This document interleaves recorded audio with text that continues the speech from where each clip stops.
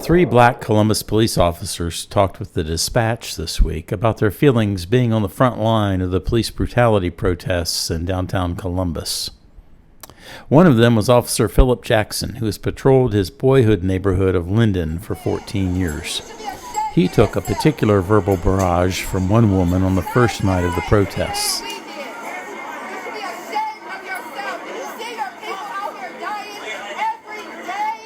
As he stood near Broad and High Streets, her comments about his race and wearing a uniform were captured by a WBNS 10 TV live Facebook feed.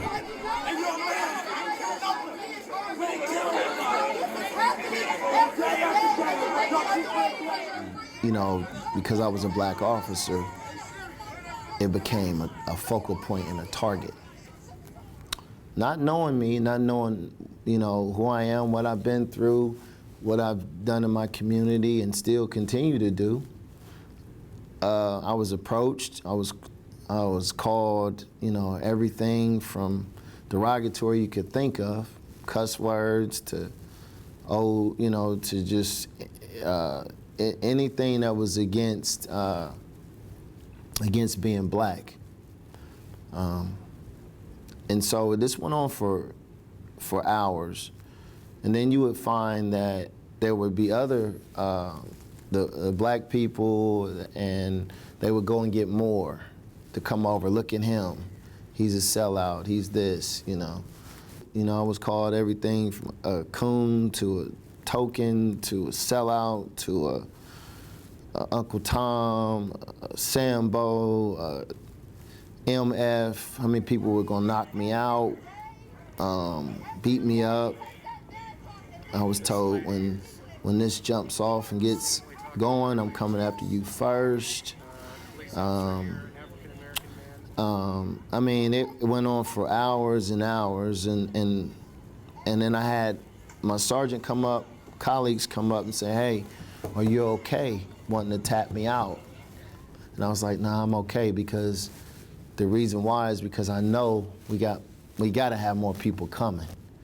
And I'm going to hold the line and when those fresh legs come in.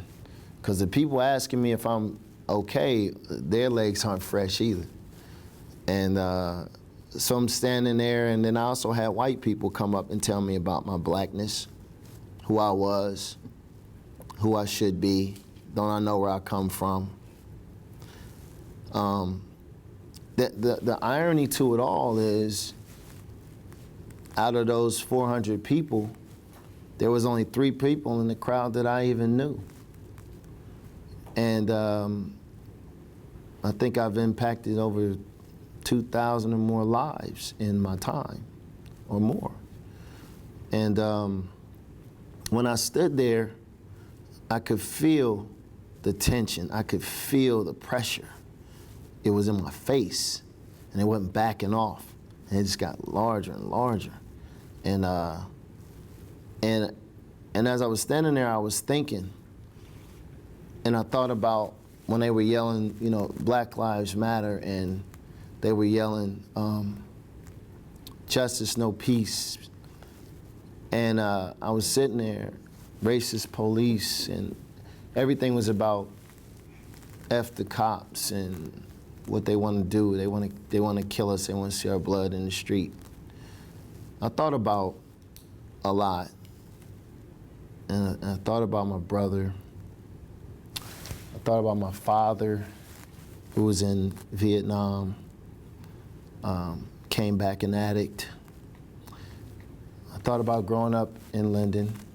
I thought about, all the good things that I've done, and I said to myself, I was a little disappointed. I was disappointed that the people now here protesting in front of me, saying these things to me, that they got to be better. You want us to be better, you got to be better. Because you're looking at somebody and you're judging me just because of this uniform. You're judging my colleagues next to me because of the uniform. But you don't know that that person next to me fosters kids, that goes out and feeds the homeless, has been with me dropping off coats in the winter to kids that didn't have it for 10 years. And at the same point, you're telling me and that person next to me that you want our blood in the street. And it was emotionally draining. It was a moment where I felt like we got to get better as a people. We have to do better than this, because if you ever want change, it's not, I didn't feel that that was the way to go about it. The violence that you wanted to portray is only going to create more violence. And after probably about 5 hours in, we were still on the line.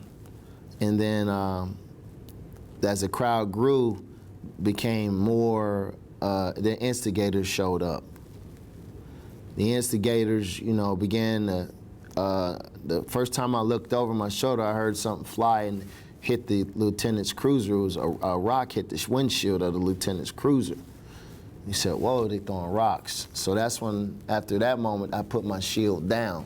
I had my shield up from the beginning because I was it was supposed to be a non-threatening personal position for me to keep my shield up.